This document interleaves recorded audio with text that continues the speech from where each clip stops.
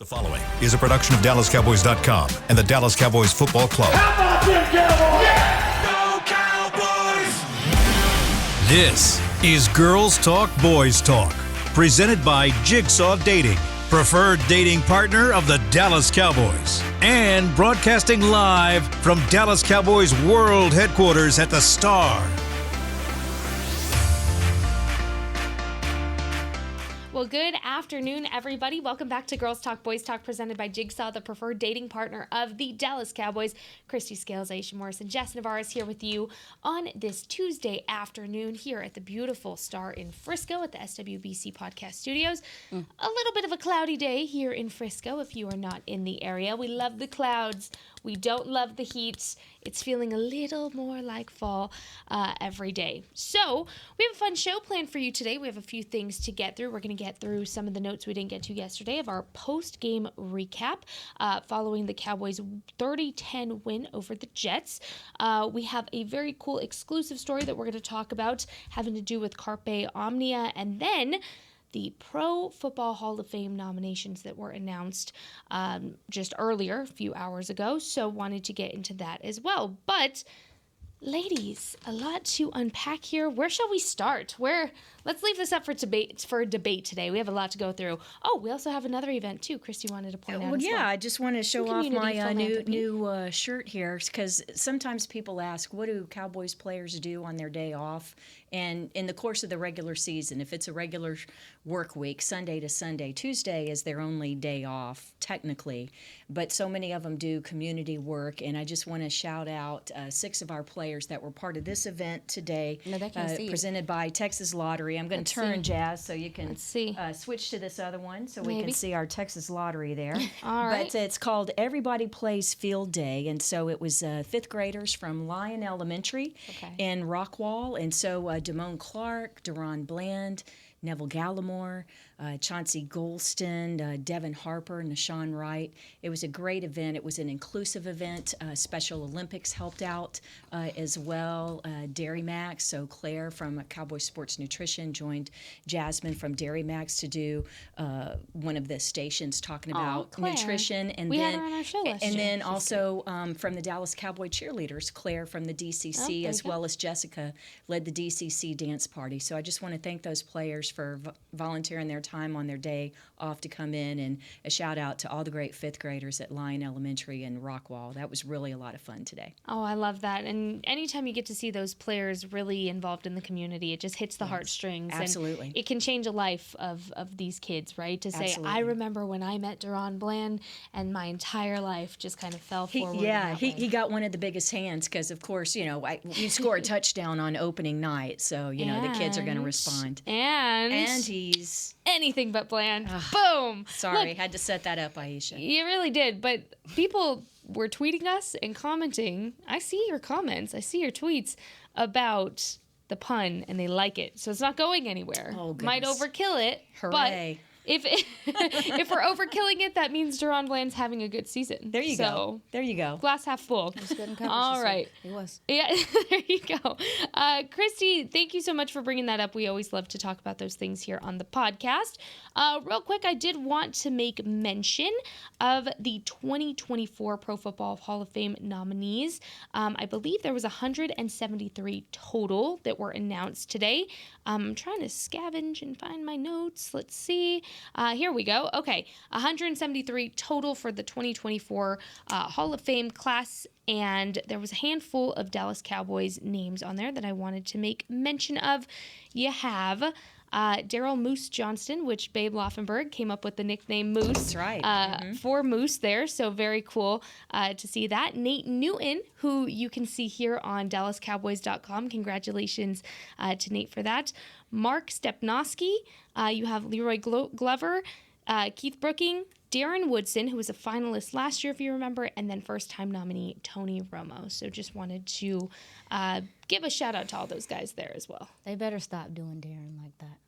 Yeah, all-time leading tackler in Cowboys history and just the glue in the secondary. You know, when he first came in, he was the young pup, right? It was guys like James Washington, you know, who were the starting safeties. And he was actually one of these hybrid kind of linebacker guys, kind of a tweener, played sort of like a joker position at Arizona State. But for so many of us in the building, Darren Woodson will be one, if not the one of our all-time favorite, for me, all-time favorite Dallas Cowboy. So well deserved. He, you know, to be a finalist, but let's make it happen. But it's also fun to see. And Leroy Glover, when he came to the Cowboys, you could argue that he's one of the greatest free agent signings in the history of the Cowboys. That was kind of a downtime in the early aughts. He came in 2002, but made the Pro Bowl every year that he was here. Just one of the great defensive tackles of his era. So, and Keith Brooking, you know, most of the time we think of him as a Falcon, but played here as well. So just some great names, friends with Mark Stepnoski. So glad to see him get his name on that list as well. So he was the anchor of the offensive line. Absolutely. Aisha and I actually got to meet Darren last year during Cowboys Crosstalk. He was one of the guests, and he was awesome. Just so inviting, so open to talking with us about this podcast. And one of the big things that stood out to me about him was he was very, very nice about saying, hey, if you ever need any help, if you want any help studying football, whatever you need, you let me know, and I'm there to help you. Yeah. So I really appreciate that from Darren. It was pretty cool to meet him when we did last year. And then, of course, Tony Romo. Hello, I have to make mention of Tony Romo. Do you not know me? Of course, this is his first time being nominated, so it's a really exciting moment for him. Just going through and was writing an article today about all of the things that he did, and it's just so crazy that it has been 8 years since the Tony Romo era came to an end in Dallas. Wow. Time flies. Yeah. And, of course, he was here just this past weekend for CBS doing the Jets-Cowboys game, and then they'll be back Thanksgiving, so we'll get to see him again. I was going to say, we had a very cool moment happen during the broadcast where Jaron Kearse gets the interception, shows Dan Quinn in the box and his reaction, then Tony's depiction or his voiceover of what Dan Quinn is saying. Hilarious. If you haven't seen it yet, please go watch it. I laugh every time I watch it. I've been playing that video over and over nonstop. So wanted to make mention of that. But let's get into a little bit more of our Jets matchup that we didn't get into yesterday. Aisha, I'm going to go to you, our film queen, who the first thing she told me, Aisha calls me, we talk on the phone pretty much every day at this point. And she calls me and she tells me, I've watched so much film today, girl. So let's get into it. Going back and rewatching this game, what are some of the first things that stood out to you? I think this offensive line, if it's healthy, is going to be pretty good. That was I don't know if you noticed, like that first drive, they moved the ball downfield pretty well. The Jets defense in the red zone had their number a couple times, but I definitely noticed just they're meshing well and that there's things going right for them there. I think Tyler Biadasz has really grown as a player. And I think that when you get Tyler Smith back, that interior is going to be really strong from the center to the right guard to the left guard position.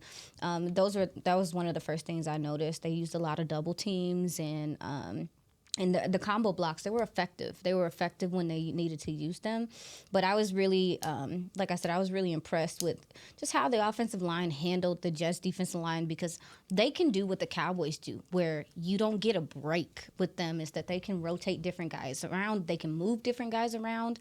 And there were a couple times that, especially on the right side, that this offensive line struggled. However, I felt like they played well, and they're going to continue to get better and gel. Question for you, because Adoga, who's starting for Tyler Smith at left guard, goes out late in the second quarter with the elbow injury. Did you see a big drop-off, or did they stay pretty consistent when T.J. Bass came in? With all due respect, I thought it was a little bit better. I thought that T.J. Bass filled in, and there was more movement on that side. I love T.J. Bass's awareness, and I tweeted a couple hours ago, I think he's going to end up being considered a steal. He was a gentleman that during the draft, I was surprised that didn't get drafted, especially with the need for offensive line in this league and his versatility. And just to see him grow and to be available and to be able to fill in at not only right guard but left guard, and to be active, and you can tell he's really smart because his awareness is good. He knows how to help his buddy when he needs to. He gets off blocks, gets to the second level. I was impressed with how he handled just getting thrust in there and having to play, especially since we know, Christy, the offensive linemen, they get limited time. They get limited reps. He's not getting first-team reps during practice. And when he got first-team reps in training camp, because Zach Martin was holding out, it was a right guard. Yes, ma'am. So, and what's exciting, you're talking about this offensive line, and we still haven't seen them really play together. Yes, ma'am. Yet, because Tyler Smith hasn't played. He's missed the first 2 games at left guard, so we hadn't even seen what you would consider the starting 5 going into the season. Yeah, and Tyron Smith is... Is he still Tyron? Tyron is still Tyron, y'all. He still has the ability to be an eraser when it comes to whoever is handling. Yeah, because you don't hear from the guy. You don't hear about the guy on the other side. You barely heard from Thibodeau last week, and even this week, you barely heard from whoever was over there. I don't know who was over there. They were switching people so many times. But, yeah, I mean, there's a little bit of drawback of him, you know, his movements sometimes, but I think he still lead blocks really well and gets to the second level well.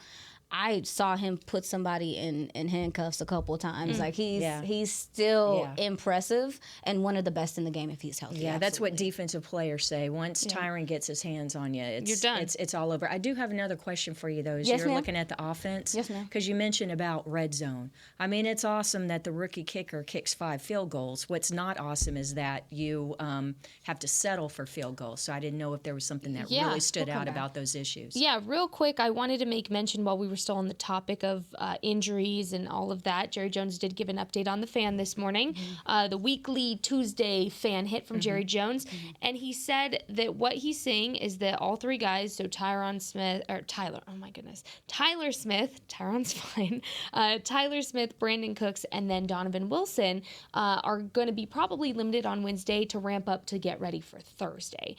So it looks like he said that they're very close to being ready, and he made sure to mention from what he has seen, there is nothing to worry about with Zach Martin. As we know, he left the game a little bit early dealing with a rolled ankle. It's out of precaution. He said there's nothing to really be worried about there at all, and that Zach would not miss any game time. So I wanted to make mention of that.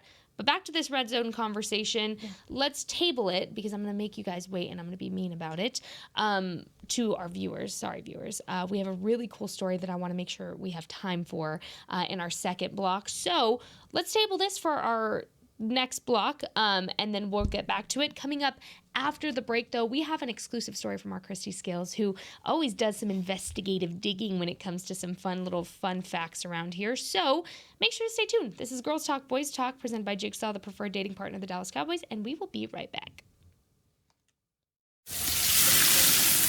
We know that juicy, cheesy, grilled to perfection burger sounds amazing, but it does sound like something is missing. Pepsi, baby! The yin to this burger's yang. Burgers and Pepsi go together like burgers and Pepsi. This perfect blending of flavors makes every bite of lettuce, every sesame seed on the bun, and every sip of that crisp, refreshing, ice-cold cola a journey to Foodtopia.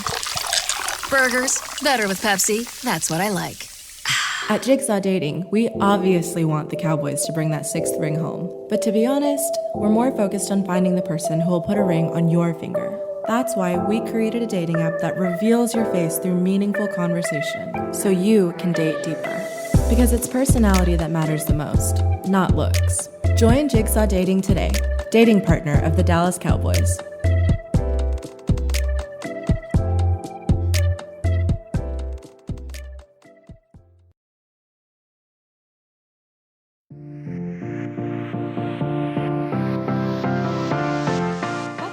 To Girls Talk, Boys Talk, presented by Jigsaw, the preferred dating partner of the Dallas Cowboys. We're going to answer some of your very common questions here in just a second, but first, do you eat, sleep, and breathe Dallas Cowboys football? Tell us how you spice up the game for a chance to be named the 2023 Cowboys Fan of the Year, presented by Captain Morgan, and win exclusive prizes, plus a trip to Super Bowl 58. Nominate yourself or another today at DallasCowboys.com/fan of the year. Okay, speaking of fans, we have some of the best ones because we always open our text line, or I go back to read the comments to see if we have any questions that we can answer for you guys on this podcast. And although we don't always get to them, sorry, we get a little lost in the conversation, and it's not very flowy of me to just bring up these questions randomly. Just know I have them stockpiled, and we will answer them throughout the week when I do see them. They are here. But what I noticed, and I was talking to the girls about this, is when I was going through the text line questions, one of the bigger questions that came up was the Carpe Omnia artwork, and everybody was just very intrigued by that. So when we were talking about it, told the girls, hey, this is one of the more common questions. Let's start doing some digging. Our Christy Scales did just that. She got us all the answers, and this is exclusive here on Girls Talk, Boys Talk that I want to make sure to mention. So Christy, take it away. Our artwork, Carpe Omnia. What information did you find for us? Carpe Omnia that sees everything. That's the mantra for Coach McCarthy this year. Last year it was resilience, and we had that beautiful montage, that's there in the hallway that the players see as they exit the locker room and head to the practice field. And so this year it's Carpe Omnia, but you see the guru, and he's holding the sword. And so we had so many questions about that. And I feel kind of like we're Wide World of Sports, spanning the globe to bring you the greatest. And this is actually from the artist who created that artwork from India. Thank you to Sukhman Singh Bumrah for sending us this information. So he is a 3D artist, and he's in Uttar Pradesh, India now, and he's been interested in art since childhood. And he gets his inspiration from the 10 Sikh gurus who sacrificed their lives for humanity. And so the particular one that's shown here in the hallway at the Star in Frisco, it's the 10th guru, and it's Gobind Singh, and he is one of the Sikh warriors, and the word Khalsa comes from the word pure, but he was a saint, a warrior, a poet, a scholar, a philosopher, and this guru is one of the most powerful and inspiring persons in Indian history and culture. And so not only did he help found this, but his significant contributions to the community they live on to today, and he fought valiantly against the Mughal tyranny. And so a few of his teachings that are followed now, it's how to be a warrior and a saint. It's to serve humanity. It's the power of love. It's that everyone is equal, so non-discrimination and fairness and justice and freedom. And it's also about being humble. So there are 52 instructions by this guru that encourage homemakers and the like. And so it's a very influential person in the entire culture and history. And so that's one of the reasons why he is the one that is part of the mural that the players and the coaches and all of us here at the Star see every day as we walk through football operations, go down the hallway as the players and coaches head out to the practice field. But I want to really say thank you to Sukhman Singh Bumrah for reaching out all the way from India and emailing us this information so that we can know about the artwork and understand the importance, the cultural significance that is that Coach McCarthy has incorporated into now our Cowboys culture. I think it's just really awesome. Absolutely. And we talk a lot about the Cowboys culture here on the podcast. We always talk about it. And we talked about Carpe Omnia and just how fitting it is for this team and the culture that they've captivated here within the building under Mike McCarthy. And this, you're naming off all of these mannerisms of this great warrior.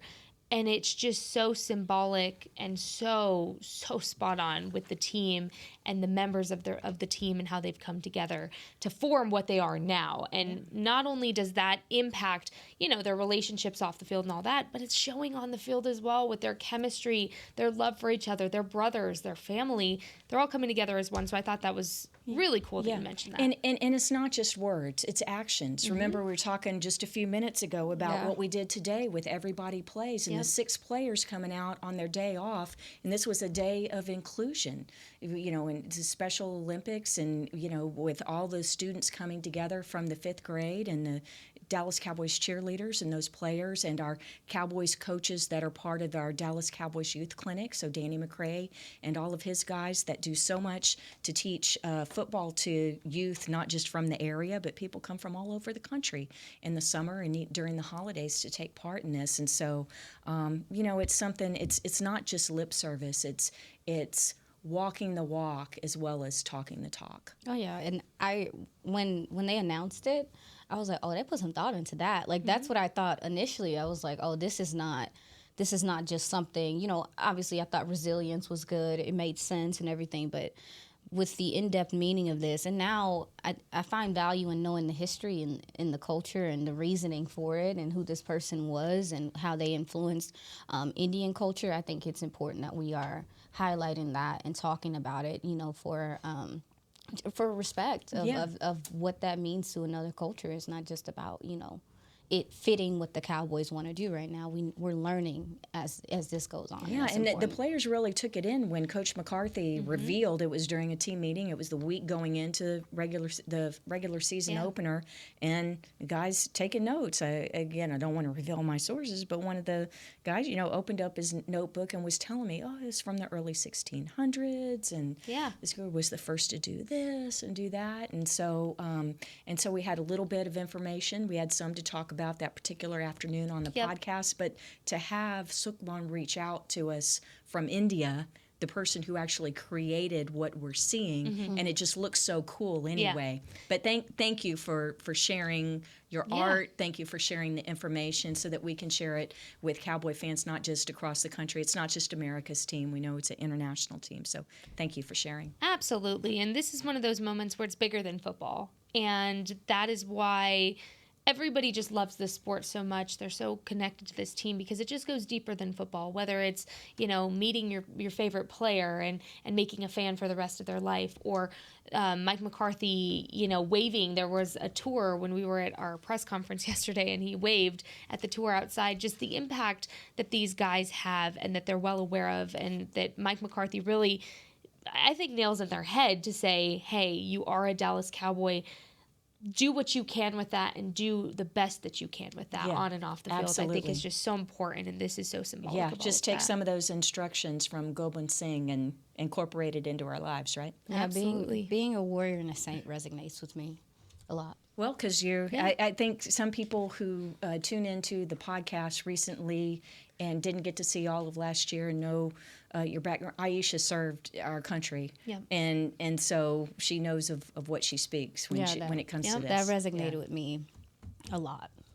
Sorry, no, I'm good. No, that's great. That's great. No, it meant I understand what that means. I feel like I've had sergeants say that to me. So yeah, awesome. And the thing about Aisha too is, who you see on the podcast is who she is. Right. And truly, when she's telling you this is the mentality, we always talk about it outside of the podcast, of the similarities that her background has to just football and how she connects that with the players, and how there's just so many ties that they could go into with it. And so I'm sure it resonates hard, and it doesn't just mean something to me. Yeah. Keep it. We were talking about that very subject last night on the Cowboy Hour. Terrence Steele, the Cowboys' right tackle, was our guest on the Cowboy Hour presented by Miller Lite, and he's a military brat from San Antonio, and his stepfather, Army helicopter pilot who survived a crash and lost lower part of his leg, and so. He inspired Terrence, who overcame a bad knee injury last December and was back on the field for both regular season games so far. And so it was really cool to hear Terrence talk about how the things that he learned being raised in a military household and just the values there, how they translate to the sport. Yeah. Mm-hmm. Mm-hmm. When he got his contract recently, and we were all in the scrum asking him about it, somebody asked him, where did you get your work ethic? Because Mike McCarthy always talks about his work ethic, and always, that's the first thing he says is Terrence, and he is a glue guy. And Terrence was quick to say, well, it's just kind of how I grew up. I was raised around, being a child in a military family and knowing where to be at a certain time, very routine. And I go back to, again, this part outside of seeing the football player is, we asked him, well, who did you call first? He said, my parents. And we said, well, what's the first thing you're going to spend all this on? He said, well, I want to make sure that my mom gets a new car. I want to make sure my dad is good. And for me, when you can peel back that curtain and really see the person, not just the football player, I think that's such an important part of this game, with fan or not, of any team. I think a lot of times we tend to forget that these guys are people above all else, and they're not just players. So I'm really glad you brought this up, Christy. Really good stuff there. And again, thank you so much to the artist for sending it in. We are going to take our next break here on Girls Talk, Boys Talk. But when we come back, we have a little bit more film to get into. And I have a question to ask you guys. I'm not going to tell you what it is. I'm going to put you on the spot again. And you guys know how much I love to put them on the spot with questions I've been scheming over. So make sure to stay tuned. We'll be right back. This is Girls Talk, Boys Talk, presented by Jigsaw, the preferred dating partner of the Dallas Cowboys. At Jigsaw Dating, we obviously want the Cowboys to bring that sixth ring home. But to be honest, we're more focused on finding the person who will put a ring on your finger. That's why we created a dating app that reveals your face through meaningful conversation, so you can date deeper. Because it's personality that matters the most, not looks. Join Jigsaw Dating today, dating partner of the Dallas Cowboys.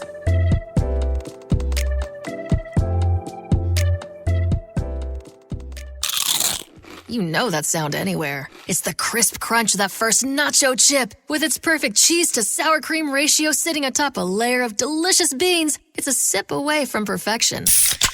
That's what we're looking for. Add a delicious, refreshing Pepsi and we've achieved absolute nacho nirvana. Because while you can pile those nachos high with every spicy, cheesy, savory topping, there's no topping a cool Pepsi finish. Nachos, better with Pepsi. That's what I like.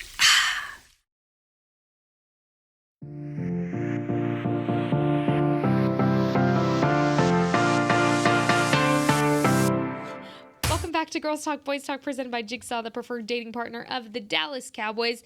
Let's play. In this game, there's a position for everyone. No matter who you are, flag is your chance to run, throw, jump, and fly. This is your chance to get involved in the action and join the flag football movement. Learn more and find a league at NFLflag.com. Sorry, we were laughing before we came on. I decided to crack my neck right in this mic, and when you're getting older, that's something that happens. You crack your bones, and you hear it on a mic, and I'm just Christy looking at you sideways over there. Yeah, when we get, just saying, when we get older. I turned 28, basically 30 at this point, which is basically like 90 for me. Round up, carry the two. It's like dog years, but it's Jess years, so 30 is basically 90 for me. But I'm not even 30 yet. But let's get back into some game film before we officially turn the page to all things Arizona Cardinals for this Sunday. I cannot believe it is already week 3 of the NFL season. No, it gotta stop. It flies by. Like, we wait so long for it, and then it comes back, and then it just kind of flies by. It's so much fun. I guess it's work that doesn't feel like work there. But let's finish our wrap up with New York Jets. A question, let's start with the defense first, because I saw a question in the comments that I made note of. Somebody asked about Leighton Vander Esch and kind of how he's been playing, his productivity specifically, questioning if it's still there. Is there anything you guys saw from Leighton that indicates that it's not? And I already know y'all's answers, but I wish I would have written down your name. I'm so sorry, sir. You commented on our video. But for whoever you are, wanted to make sure to answer your question. Well, I mean, look at the way they shut down the run. I mean, Leighton did his job and more. And, you know, such an important player, important leader. He's the green dot. He's the one that relays the call. He's the one that's communicating pre-snap and does a great job of that. And going into the game, we really thought that the Jets were going to rely on the run game, you know, Breece Hall and Dalvin Cook. But, you know, stopping them for short gains and forcing those longer down in distance, and also being able to get the lead and making them play from behind and making Zach Wilson pass. Really, the only time, the only good sustained drive the Jets had was when Zach Wilson was running up out of the pocket and getting the yards as a quarterback running the ball instead of passing it. But, yeah, Leighton is playing lights out, in my opinion. Yeah, you made a good point. I will say too is that because of the fact that I feel like the Jets abandoned the run very quickly, and so initially DQ came out with of some bigger packages. You saw Hankins, you saw Mozzie, you saw some of those guys. But the minute that he realized that they weren't going to be trying to run the ball, he did go smaller. So I think one thing too, fans, I want to tell you that to not get confused with seeing the linebackers not be on the field all the time because of the way that DQ uses the safeties. Because even in this instance this week, I definitely want to get a little bit more information, but Damone Clark only played 17 snaps. And some people will look at that like, well, what's wrong with Damone Clark? I mean, nothing. It's just the fact that DQ realized that they were trying to pass, so he went with a pass rush front, smaller front, be able to get to the quarterback. And he also had Marquise Bell out there because Marquise Bell is more keen in coverage. Yeah. So that's another thing too that I definitely want to keep an eye out on and let you guys know is the fact that sometimes you may not see both linebackers out there all the time, and that's just because it's unique in the way that Dan Quinn uses the safeties also. Yeah. And not just to mention that, a great point by Aisha, our little film guru here on the podcast. But I also wanted to mention is stats don't mean everything for players. Stats don't reflect everything that they're doing on the field all the time. Because look at Micah's stats. They're not always the most impressive to jump off the field or jump off the page when you're looking at them. But then the impact is large and in charge with Micah Parsons, to say at the very least. I think Leighton's a very similar guy to that because, again, Chris, you mentioned he's the green dot. He is your thermometer within your defense. He makes sure that everything's diagnosed. He is your leader. He is your general, if you will, within the defense that keeps everything in check. He communicates well. If you watch the pre-snap and you watch what he does before, he's making sure everybody is where they need to be. He checks everybody. He's communicating with them. It's not just about tackles and what statistics show up on the page all the time. So I just wanted to make sure. And it's going to be fun. We did see him line up a couple times along the line, off the edge. I think we're going to see more of that as we go along. And when you talk about fewer plays for Damone and some of the other guys, and that's great that you can get Marquise Bell in there. I think there's 2 points about this. Number one, the Jets only had 46 plays on offense, okay? You normally have around between 60 and 65. So they're like 20 plays fewer than you would normally have. So numbers are going to be down across the board statistically for the defense just because there weren't as many plays. But I love what you guys are saying about Marquise and about some of these matchups and what a shout out not only to Dan Quinn for the way he's utilizing these guys and having these matchups where you have a Marquise Bell who would be kind of a better matchup in coverage like against a tight end or even a slot guy, but the personnel department, you have to go out and find these kinds of guys and they keep bringing them in and bringing them in and bringing them in. And so that just allows Dan to not only utilize it but have some depth and flexibility and be able to keep rolling them in waves, and I think that's really important. Yeah, and Dan Quinn kind of talked about that yesterday. He was asked about how do you keep raising the bar with this kind of defense starting out this way, and he said, it's how they started back with the guys that they're finding first of all, but then they find versatility within their play, and then they add on that, and then they keep building up and up and up. So it's an ongoing process of how to keep building up these guys. To your point, Christy, to say it's a process and it continues, and this is the starting point, which is scary for opposing offenses. Yeah. When we still haven't seen Donovan Wilson and Jordan Lewis has only been on the field for 10 plays, and he'll be available for more as we go along as he worked his way back from that severe foot injury. So I mean, the arrow is up and they're like pointing sky high. I wanted to. Sorry, that was an arrow. I wanted to shout out a couple of guys because Osa is really Oso Digizoo and Micah Parsons to me are becoming a tandem.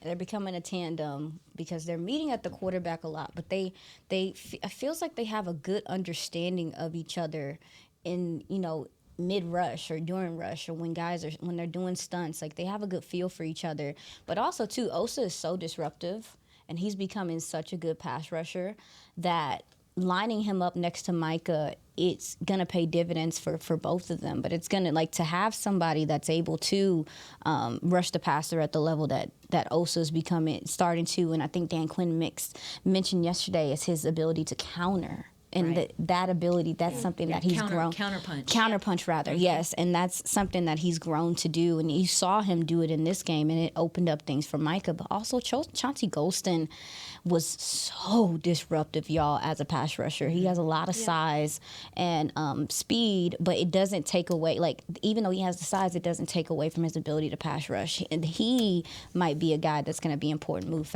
forward as well. But I just want to mention those two gentlemen. And he got the start. Golston got the start over Armstrong this week. And DA went out there, and he's still playing well, too. Oh, yeah, absolutely. It's absolutely. There you go. Yeah, they're so Abundance of competitive. riches. You know, it is an abundance of riches. Real quick, we're getting Twitter questions. So any way you guys want to send your questions into us, please feel free to do that at any point. I'll check the comments after the show, see if y'all are talking smack or leaving comments. Just kidding, kind of. But James asks, we're going to switch to offense now. Okay. He said, the fact that the team released Ronald Jones, does that say how they feel about the running back room and specifically Malik Davis? Malik Davis, again, on the practice squad right now. You did see kind of a 1, 2, 3, 4 punch with the running back room in the Jets game this previous Sunday. So, running back room, how are you feeling about how the Cowboys have utilized what they have within it? Well, I was thrilled. I wanted to see more Rico. Yeah.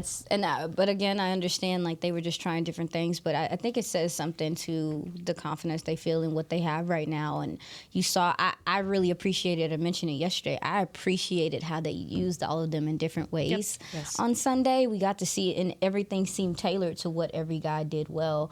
Also, too, Hunter Lipke is getting in there, and he is a fullback, but they're lining him up in different places to where I think they're maybe setting up some things for him in the pass game later. But to answer your question, I'm pretty sure they're confident in what they have right now, and we got the opportunity to see a little bit, even Deuce Vaughn. We got to see a little bit of what each guy could do. So, it's disappointing for Ronald, but it's how the game goes. You're talking about it, and the running back room kind of reminds me of their own Avengers, if you will. They each have their own skill and their own power to where you can distribute it in different ways, and it really become a big threat, not just in the run game, but all aspects that'll trickle down into all of the offense, right? So you have your Tony Pollard, who is your Tony Stark, ironically. They have the same name. He's your Iron Man, and he's the one that's going to get you through it. He's the leader of that room, right? You have your Rico Dowdle, who I think would be your Captain America in this mix because he's strong, he's physical, and he's fast. And really, you're not going to stop Captain America when he has that strength. You have your Deuce Vaughn, who I'm going to call Deuce the Hulk. I'm going to call him the Hulk. What? I'm going to call him the Hulk. Well, then he would be Bruce Banner and not the Hulk. He'd be the little guy. No. He'd be little. No, he's the Hulk. He's the Hulk because he is small, but man, when he packs a punch, he packs a punch. Okay, I see where you're going. All right. I like it. And then you have Hunter Lipke, who I'm going to say is... Don't say Hawkeye. No, he's not going to be Hawkeye. I'm going to say he's Spider-Man. I'm going to say he's Spider-Man because Spider-Man is such an important part of the Marvel Universe that often just gets the short end of the stick a little bit. And not to say that that's what's happening with Hunter, but I think his importance and his role is more relevant than what we're seeing right now and than what people are often giving to him. So you have your beautiful Cowboys running back room of Avengers. He's the youngin that's still learning the ropes and learning, how things go. And he's working under Tony Pollard, who's your Tony Stark, who's your Iron Man. Boom. Oh God. The Marvel fan in me is. Are you screaming? They all make sense in their own way, so I'm gonna let you make it. Look, the point is they have versatility within that running back room. Yeah. They can be utilized in so many different ways once it's polished up and it has more time. Yeah, and to James's question is just the room is full, and unfortunately for Ronald Jones, they're one space left, and they maybe if there had been an injury situation, and then who else on the roster if you don't want to change anything with the backs that you have in your room, and don't forget Cavante Turpin getting lined up in the backfield as well. So he can what other position are you going to take from? You're not. So basically, Ronald Jones basically became a victim of numbers. Trying to think who Cavante Turpin can be. I will talk about this one later, but I want to say that really liked what I saw from Rico. Does everything he can in pass pro. We saw Tony Pollard throw a couple of really good chips this past game also, and then obviously we mentioned Lipke and some of the things he's doing. But I just wanted to mention that Mike McCarthy mentioned in the offseason that they were obsessing about pass pro and protection and things like that. And you can tell that those guys have come together and they have a willingness to do that and to protect their quarterback when they need to. And it was just something I realized on film this game especially. I got it. Oh, God. He's Thor. Cavante Turpin, he's Thor. How? How is he Thor? He looks nothing like Chris Hemsworth. I was gonna He's say, Thor. I want to say it, but I don't want to. I hope this don't offend him. He's Ant-Man. He's not Ant-Man. Oh, my gosh. I'm going to tell him you said that tomorrow. I give him Thor. Ant-Man is important sometimes. Well, if you want to get comments, talk about superheroes, because everyone's just as passionate about that. Here's the thing. I'm saying Thor because Thor is powerful. And although he's not the most flashy guy within the run game, right? You can still use him for special packages. He's literally lightning bolts. He's flashy. He's Flash. He's the Flash. But that's DC. Yeah, I know. We can't. Oh, y'all stressing me out. Let's talk about the red zone. Leave some comments of who you think Cavante Turpin should be. Or please do. This all ties in, and I wanted to bring up the running back conversation before we got in the red zone, because a big topic of conversation when Ezekiel Elliott was no longer on the team was, who's your new red zone guy? He was that guy for this team for so long that kind of became an open position to not just something that was exclusive to the running back room, but to the rest of the offense. Is it going to be your tight ends? Is it going to be your wide receivers? Who's going to step into that role? 16 points from Brandon Aubrey in this game, which should have been capitalized in the red zone. So if you're going to get nitpicky about something, we talked about this yesterday, it's going to be not having as a productive time in the red zone, to say it the least. Aisha, when you go back and you watch this, first of all, this is a two-part question. What happened? And two, who do you see, or what group do you see stepping in to be the red zone guy or guys for Dak Prescott?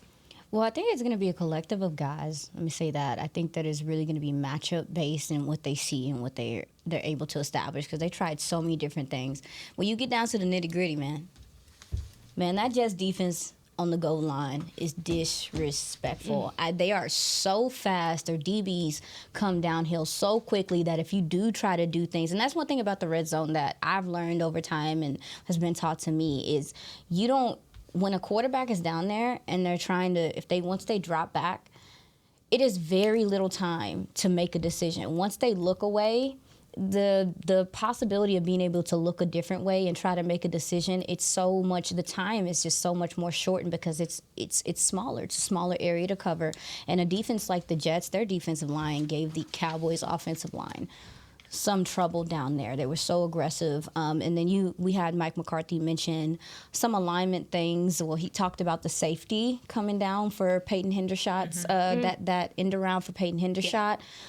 Dak missed Ferg in the end zone. The ball floated a little bit. And even on that sack that Dak had where he was rolling out, if he wouldn't have gotten sacked, Michael Gallup was breaking away right there for him to be able to make that pass. So to answer your question, I do think it's going to be different packages, multiple guys. They tried to run the ball. They tried to swing the ball. They tried to toss the ball. They tried to pass the ball. They tried to do a lot of stuff, and the Jets defense wasn't having it. So I think it was a lot of execution things that made things struggle. They could have very much so went 4 for 6 in the red zone, and it would be fine. So just some things to clean up. But that defense for the Jets is stout when it gets to that red area. They're not trying to give up really anything. I'm glad you mentioned the incompletion to Ferguson, because Dak was outstanding on Sunday, and that probably just a couple throws that he would like to have back. He was, 31, 38? That one to Ferg. And so if they'd actually hit on that one, then we'd be singing a completely different tune about red zone. So for me, when I look at the red zone, I think your tight ends kind of become a little bit more of a variable. But right now, it's only the second week. It's barely going into the third week of the regular season. They're still figuring out a lot of things. Honestly, I forget how young they are within that room. And you even look at the loss of Dalton Schultz no longer being in that room. That was another guy that Dak could really hit on the red zone if he wanted to, really at any point. So just building that up within the season, I think, is something you're going to see. I think Jake Ferguson would be a great guy to be your clutch red zone guy if you had it, because Jake is going to get you that yard after catch. And sometimes right there when you're in the red zone and you just need that little extra oomph to your third and goal and you just need to get it in, I think Jake Ferguson could be a really good guy for that. Brandon Cooks being out also too definitely changes a lot of their red zone packages and what they're able to do down there, or what they choose to do down there. The way he separates is ideal for a quarterback in the red zone, just because the timing has to be on point. And I think you felt a little bit of his absence as well when they were down there. There you go. That's a great point. Well, ladies, we officially close this chapter of all things Dallas Cowboys taking flight to a victory against the Jets 30-10 in week 2 of the regular season. We are now switching gears to all things Arizona Cardinals for week 3. And so that means, well, unfortunately, our time here has come to an end for this Tuesday edition of Girls Talk, Boys Talk. But we'll be back here tomorrow, same time, same place, 4 o'clock Central Time, DallasCowboys.com. Send us your questions. Like I said, we're going to keep track of them. We're going to answer them throughout the rest of the week. So please feel free to send us whatever you have. We're going to work on some key matchups tomorrow, as well as some of the improvements that the Cowboys can make to level up against the Arizona Cardinals. So until then, have a fantastic rest of your day. Go continue to be the amazing people that you are, and leave a comment and agree that Cavante Turpin is Thor. Have a great day. For Christy, Aisha, Jess, we appreciate you so much. Thanks for watching Girls Talk, Boys Talk, presented by Jigsaw, the preferred dating partner of the Dallas Cowboys. Have a great day, and we'll see you tomorrow. This has been a production of DallasCowboys.com and the Dallas Cowboys Football Club.